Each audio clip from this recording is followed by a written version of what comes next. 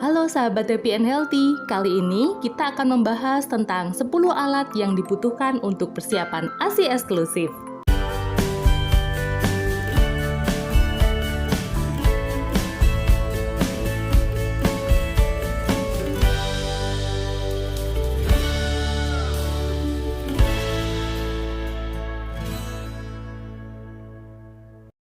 Cukup banyak para ibu hamil yang akan melahirkan bertanya kepada saya mengenai peralatan apa sajakah yang dibutuhkan untuk menunjang kelancaran pemberian ASI eksklusif atau ASI di 6 bulan pertama bayi mereka nanti.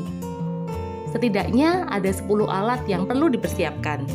10 alat ini penting untuk dipersiapkan terutama bagi wanita karir atau bekerja. Kenapa sangat penting? Sebab setelah melahirkan, ibu hanya akan diberikan cuti melahirkan sekitar 2-3 bulan saja untuk merawat bayinya. Biasanya pemberian ASI di 3 bulan pertama setelah kelahiran lebih banyak secara menyusu langsung. Sebab para ibu karir tersebut masih memiliki waktu yang cukup untuk merawat dan menyusui bayi secara langsung. Akan tetapi setelah cuti berakhir, di 3 bulan selanjutnya, para ibu tersebut harus kembali bekerja dan membagi waktu antara bekerja dengan mempersiapkan pemberian ASI secara tidak langsung. Persiapan itu meliputi 3 hal.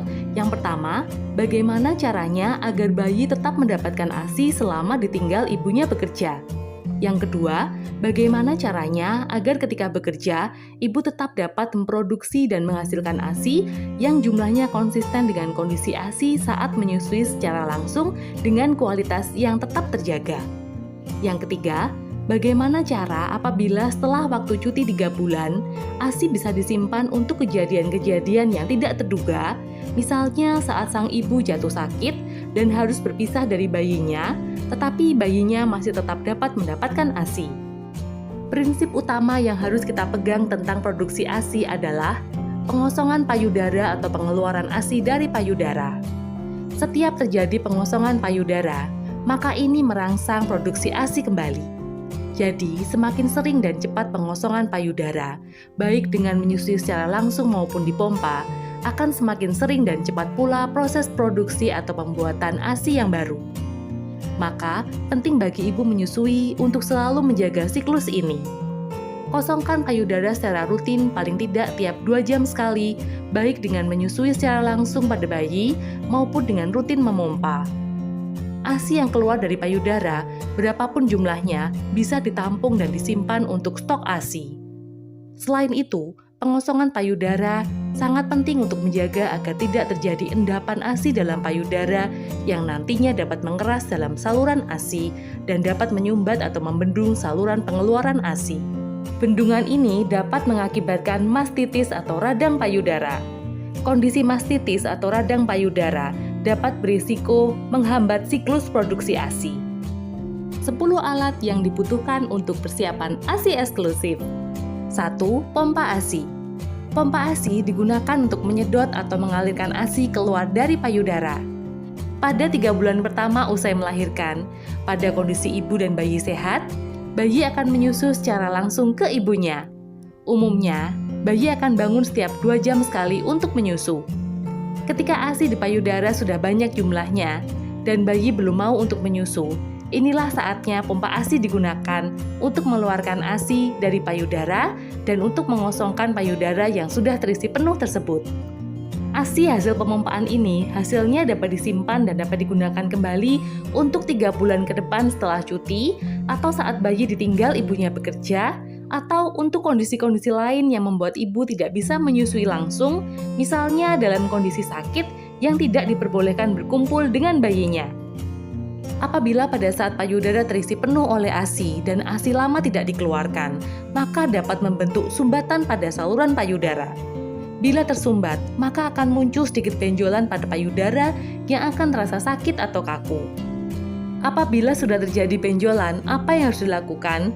Maka ibu harus melakukan terapi pijatan payudara dengan air hangat untuk mencairkan atau memecah sumbatan tersebut.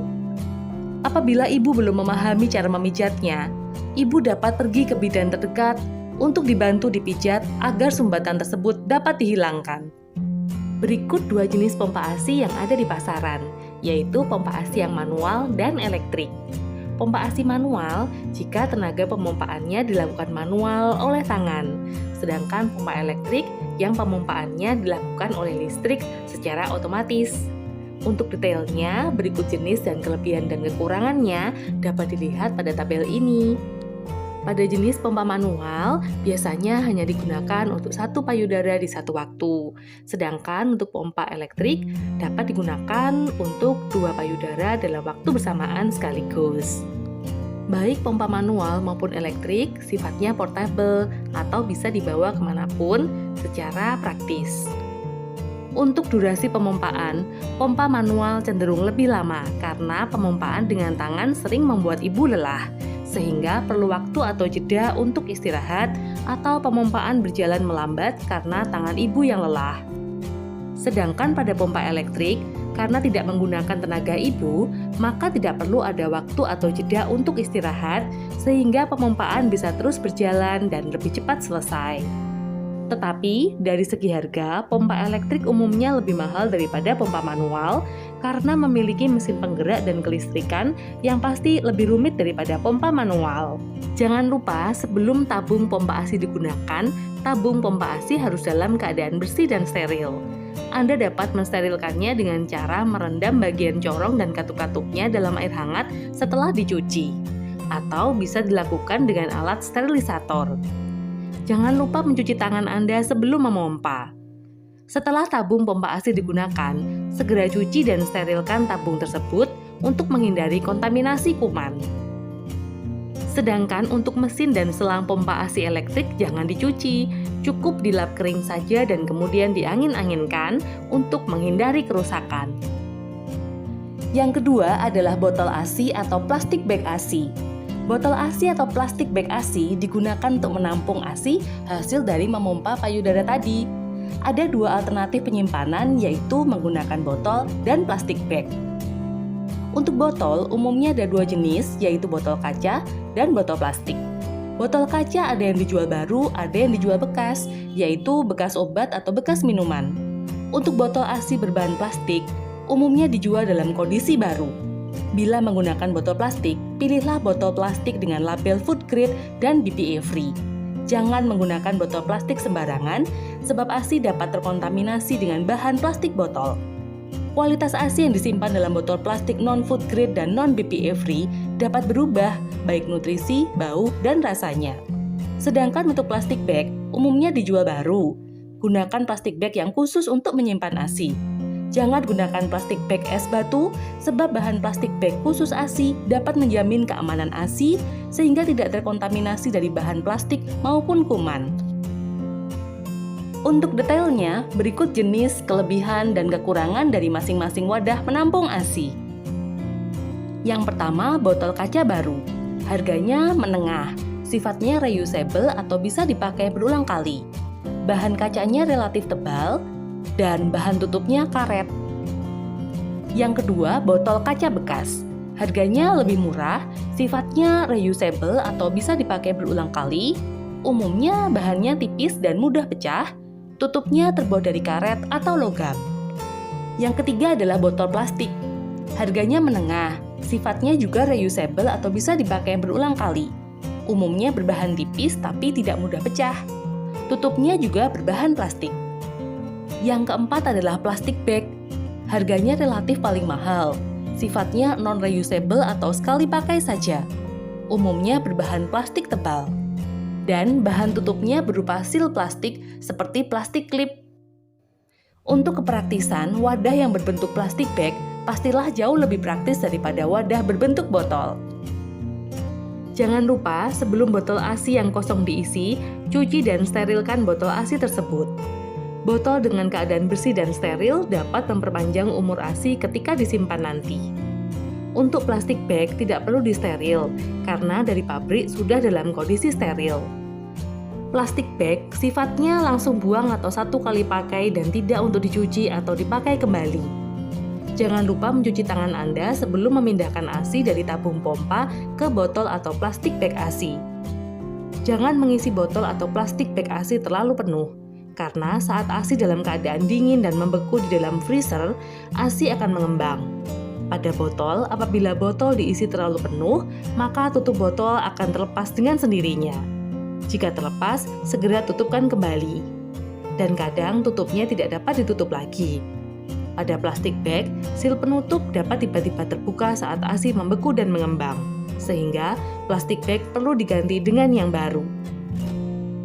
Yang ketiga adalah kertas label dan bolpen. Kertas label dan bolpen digunakan untuk menandai kapan ASI tersebut dipompa, meliputi tanggal, bulan, tahun, dan jamnya. Kemudian, tempel label tersebut pada botol atau plastik bag tadi. Tujuannya adalah memudahkan kita mengontrol dan memonitor tanggal kadaluarsanya. Yang keempat adalah tas atau cooler bag ASI. Tas atau cooler bag ASI digunakan untuk menyimpan botol atau plastik bag ASI. Jenis tas ASI sebaiknya yang memiliki peredam suhu dingin, sehingga suhu dingin di dalam tas yang berisi ASI tersebut dapat terjaga lebih lama. Sebab, untuk menjaga kualitas ASI tidak berubah, maka suhu ASI selain harus diturunkan atau didinginkan, suhunya juga harus stabil. Oleh karena itu, dibutuhkan tas ASI yang mampu menstabilkan suhu dingin, yaitu yang memiliki peredam. Jika tempat kerja ibu terdapat kulkas, ibu bisa langsung meletakkan cooler bag pada bagian chiller kulkas.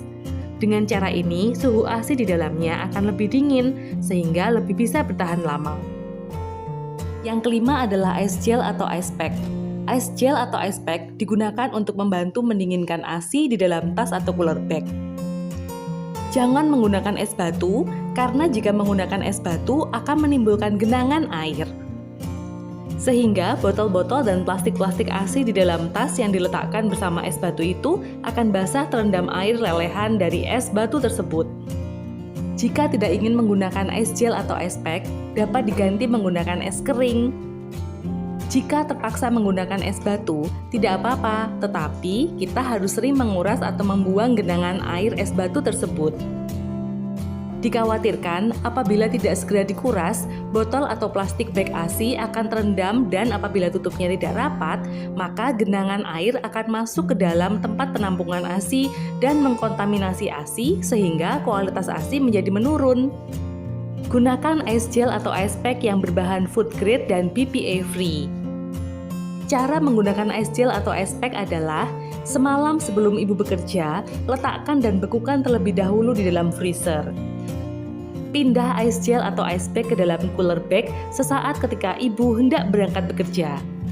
Usahakan ketika menyimpan botol ASI dalam tas atau cooler bag, botol menyentuh ice gel atau ice pack supaya ASI cepat menjadi dingin. Untuk menjaga suhu ice gel atau ice pack dalam tas atau cooler bag tidak cepat naik, hindari terlalu sering membuka tutup tas atau cooler bag. Yang keenam adalah freezer. Freezer digunakan sebagai tempat depo atau stok untuk menyimpan ASI dalam jangka waktu lama. Berbeda dengan tas ASI adalah tempat penyimpanan ASI sementara. Kenapa bisa demikian? Karena lama penyimpanan ASI sangat tergantung pada suhu. Makin dingin suhu ASI, maka ASI akan tahan lebih lama. Dalam cooler bag, suhunya hanya sampai 4 hingga 20 derajat Celcius. Sedangkan dalam freezer, ASI disimpan dalam keadaan beku di bawah 0 derajat Celcius, sehingga ketahanannya bisa jauh lebih lama, yaitu hingga 12 bulan. Sesaat setelah pulang dari bekerja, botol ASI berisi ASI perah dari tas atau cooler bag ASI harus segera dipindahkan ke dalam freezer. Tujuannya adalah agar segera dapat dimulai proses pembekuan ASI, sehingga ASI dapat disimpan lama hingga 12 bulan. Beberapa tempat untuk menyimpan ASI perah agar umurnya bertahan lama dapat dilihat pada tabel berikut. Pada suhu ruangan, di mana suhunya mencapai lebih dari 25 derajat Celcius, ASI perah dapat bertahan hingga maksimal 4 jam. Sedangkan pada tas ASI, di mana suhunya mencapai 4 derajat Celcius, ASI perah dapat disimpan hingga maksimal 24 jam. Pada kulkas atau chiller, di mana suhunya mencapai 1 hingga 4 derajat Celcius, ASI perah dapat bertahan hingga maksimal 4 hari. Sedangkan pada freezer kulkas satu pintu, di mana suhunya mencapai minus 18 derajat Celcius, ASI perah dapat bertahan hingga maksimal 3 hingga 6 bulan. Sedangkan pada freezer daging atau freezer kulkas 2 pintu, di mana suhunya mencapai minus 20 derajat Celcius, ASI perah dapat disimpan hingga maksimal 6 hingga 12 bulan. Perlu diingat, proses pembekuan ASI kemungkinan akan berisiko menurunkan beberapa zat yang penting untuk menghalau infeksi pada bayi. Semakin lama didinginkan atau dibekukan, akan menurunkan kandungan vitamin C pada ASI.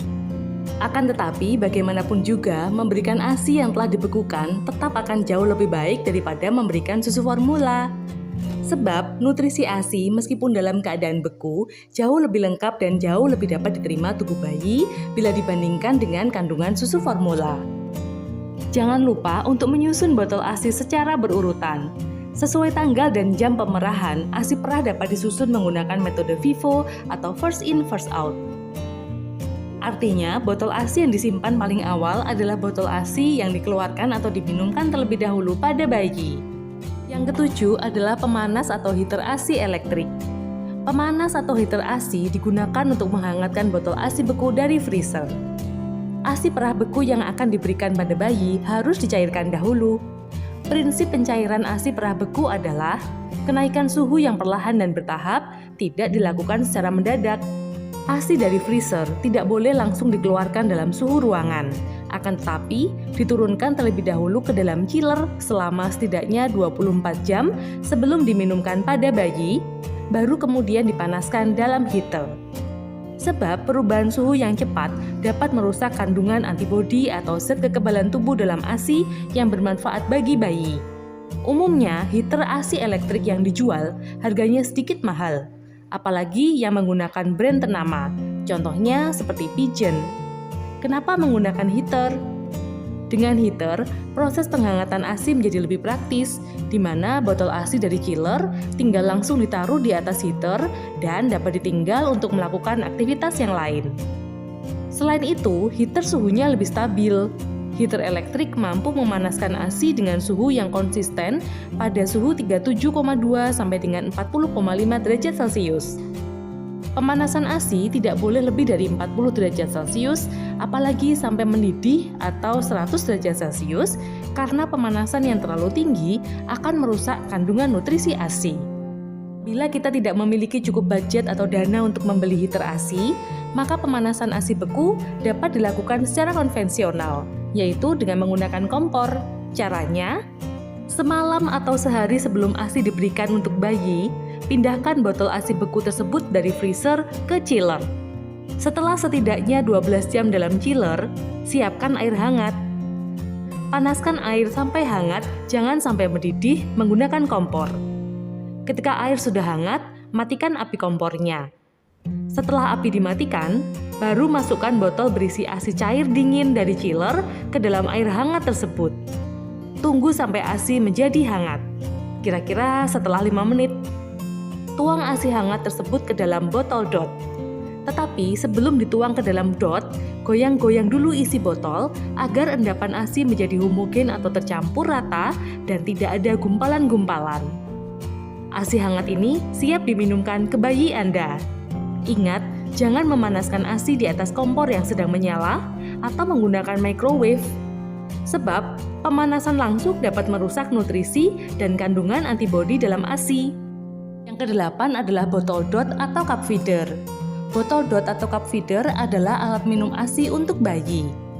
Setelah ASI beku dicairkan dan dihangatkan menggunakan heater, maka ASI tersebut dituang ke dalam botol dot atau cup feeder untuk diberikan atau diminumkan ke bayi. Kenapa menggunakan dot atau cup feeder? Karena alat minum tersebut didesain khusus untuk bayi untuk menghindarkan bayi Anda dari resiko tersedak, di mana jumlah ASI yang keluar dari mulut dot jumlahnya pas sesuai kapasitas mulut bayi dan akan keluar hanya jika lidah bayi menekan ujung dotnya dan mengenyotnya. Masalah bingung puting. Pilihlah ujung dot yang berbentuk natural teeth, di mana bentuk ini sesuai dengan bentuk puting asli dari payudara ibu, sehingga bayi akan terhindar dari gangguan bingung puting. Mengenyot dot berbeda dengan mengenyot langsung dari payudara ibu. Dengan menggunakan dot, ASI yang masuk ke dalam mulut bayi akan selalu lancar dan stabil meskipun dengan tenaga mengenyot yang ringan. Berbeda dengan mengenyot dari payudara ibu secara langsung, di mana bayi perlu tenaga lebih besar, lebih kuat, serta lebih lama untuk mendapatkan aliran ASI yang lancar, stabil, dan mengenyangkan. Pada bayi yang bingung puting, bayi akan kesulitan atau malas saat menyusu langsung pada ibunya. Sebab sebelumnya bayi terbiasa merasakan kemudahan menyusu dari DOT. Selain menolak atau malas menyusu langsung dari ibu, ada jenis bingung puting yang terjadi sebaliknya, di mana bayi jadi menolak menyusu dari DOT sebab bayi merasa menyusu dari DOT terlalu mudah, di mana aliran ASI yang keluar terlalu banyak dan terlalu deras untuk ukuran bayi tersebut. Sehingga bayi justru akan rewel dan marah jika menyusu dari DOT dan lebih memilih untuk menyusu langsung dari ibunya. Waspada trauma bayi. Ada juga bayi yang menolak untuk minum ASI dalam botol DOT bukan karena bentuk DOT-nya, tetapi bayi mengalami trauma. Trauma itu terjadi saat kondisi sakit atau usai vaksin, di mana sebelumnya bayi diberi minum obat menggunakan bantuan pipet ke dalam mulutnya. Karena rasa obat yang sangat kuat dan sedikit pahit, serta seringnya bayi dipaksakan untuk menelan obat dari pipet tersebut, hal inilah yang membuat bayi sedikit trauma. Trauma pada alat-alat apapun yang disodorkan ke dalam mulutnya, termasuk DOT berisi ASI meskipun bayi sedang merasa lapar. Apabila bayi mengalami gangguan bingung puting maupun trauma, maka dapat digantikan menggunakan cup feeder. Prinsip kerja cup feeder hampir sama seperti sendok, di mana bayi tidak mengenyot melainkan disuapi susu. Hanya saja, cup feeder didesain lebih praktis, bahan lebih lembut dan aman untuk bayi. Cup feeder memiliki penampung dan katup, sehingga kita tidak perlu berkali-kali menyendokkan ASI ke mulut bayi. Penyuap ASI tinggal memencet botol untuk membuka katupnya dan ASI akan keluar sedikit demi sedikit dari bagian penampung ASI ke sisi penyuap. Karena kemudahan inilah, bila dibandingkan dengan sendok biasa, harga cup feeder jauh lebih mahal. Bila tidak ada cup feeder, Anda bisa menyuapinya menggunakan sendok teh sedikit demi sedikit agar bayi tidak tersedak. Namun kelemahannya akan sedikit repot, karena perlu berkali-kali mengambil ASI untuk disuapkan ke mulut bayi. Penting untuk diingat, memberi minum bayi, baik menggunakan DOT, cup feeder maupun sendok, jangan dalam posisi bayi tidur atau bayi sudut 180 derajat. Usahakan kepala bayi lebih tinggi, membentuk sudut 45 derajat agar bayi tidak tersedak dan dapat menelan ASI dengan baik. Jangan meminumkan ASI secara paksa, terutama saat kondisi bayi menangis, karena kondisi tersebut justru dapat membuat bayi tersedak karena tidak siap untuk menelan ASI dengan baik. Sesaat sebelum ASI diberikan ke bayi, periksa terlebih dahulu apakah suhu ASI sudah sesuai untuk diminumkan ke bayi. Teteskan sedikit ASI ke punggung tangan Anda. Jika sudah terasa hangat-hangat kuku, maka ASI bisa langsung diberikan dan diminumkan ke bayi Anda. Segera minumkan ASI dalam waktu hingga 4 jam setelah ASI itu dihangatkan. Lebih dari 4 jam sejak dihangatkan, ASI harus segera dibuang. Sebab kondisi ASI sudah tidak lagi segar dan banyak zat-zat gizi di dalamnya yang telah rusak. Jadi sebaiknya jika sudah lebih dari 4 jam sejak dihangatkan, sisa ASI harus dibuang. Jangan mendinginkan sisa ASI ke dalam chiller lalu diminumkan lagi pada bayi. Jangan lupa mencuci bersih dan mensterilkan botol atau cup feeder atau sendok sebelum dan setelah digunakan. Yang ke-9, sterilizer elektrik. Mesin sterilizer adalah alat untuk mensteril atau membunuh kuman penyakit dengan menggunakan teknik pemanasan dengan uap air atau blower panas. Ukurannya ada yang kecil dan ada pula yang besar. Perbedaan antara sterilizer kecil dengan besar terletak pada volume kontainer, pemakaian daya, dan harga. Semakin besar volume kontainernya, maka semakin beragam pula peralatan yang dapat disteril, mulai dari botol kaca, DOT atau cup feeder, hingga peralatan makan atau minum bayi. Semakin besar dayanya, maka waktu atau durasi sterilnya akan semakin cepat. Dan semakin besar kapasitas sterilizer, maka semakin tinggi juga harganya. Sebelum mensteril, jangan lupa cuci terlebih dahulu peralatan yang akan disteril menggunakan sabun. Kemudian, baru peralatan yang sudah bersih tersebut dimasukkan ke dalam kontainer untuk disteril. Apabila kita tidak memiliki budget atau dana untuk membeli atau menyediakan sterilizer, maka kita dapat melakukannya secara konvensional, yaitu dengan menggunakan kompor. Caranya, 1. Panaskan air sampai mendidih. 2. Ketika air sudah mendidih, matikan api kompornya. 3. Sesaat setelah api kompor dimatikan, maka segera masukkan peralatan yang akan disteril ke dalam air panas tersebut. 4. Tutup wadahnya dan tunggu sekitar 15 menit. 5. Setelah 15 menit, angkat lalu tiriskan, lalu segera keringkan peralatan yang sudah steril itu menggunakan tisu atau lap bersih. 6. Setelah kering, simpan peralatan dalam wadah tertutup. Tidak semua alat boleh diletakkan dalam sterilisator. Ada alat-alat yang akan rusak atau bahannya meleleh jika terkena uap panas dari sterilisator, misalnya yang berbahan karet atau plastik tertentu. Seperti katup cup feeder, jangan diletakkan dalam sterilisator. Yang ke-10, nipple shield. Nipple shield adalah membran untuk melindungi puting payudara ibu menyusui dari gesekan pakaian seperti kaos atau bra. Nipple shield ini sifatnya opsional atau tidak wajib. Biasanya, di hari-hari pertama menyusu, bayi masih dalam tahap belajar menyusu, sehingga ada kalanya bayi menggigiti atau mengerat puting ibu dan menimbulkan lecet-lecet pada puting ibu, sehingga ibu akan merasa tidak nyaman saat menyusui bayinya. Usai menyusui, untuk menghindari gesekan-gesekan pada puting yang lecet itu, bisa digunakan nipple sheath ini. Nipple sheath terutama dipakai saat ibu bekerja. Nipple sheath berguna untuk melindungi puting payudara yang lecet itu dari gesekan baju atau bra. Saat kondisi ibu nyaman atau tidak stres, puting payudara tidak sakit, maka proses memompa ASI akan berjalan dengan lancar dan ASI yang dihasilkan tetap melimpah. Sekali lagi, nipple sheath ini sifatnya opsional atau tidak wajib, karena harga nipple sheath sendiri juga relatif mahal. Nipple sheath boleh disterilkan dengan alat sterilisator. Yang terakhir, ASI perah tidak layak minum. Setelah memahami kegunaan 10 alat untuk ASI eksklusif tadi, ibu-ibu juga harus mengetahui dan mengenali ciri-ciri ASI yang sudah basi atau tidak layak minum bagi bayi, yaitu yang ke-1 secara fisik. ASI memiliki 2 lapisan, yaitu cairan di bagian bawah dan minyak di bagian atasnya. Pada kondisi segar, kedua lapisan itu sangat mudah membaur atau menyatu.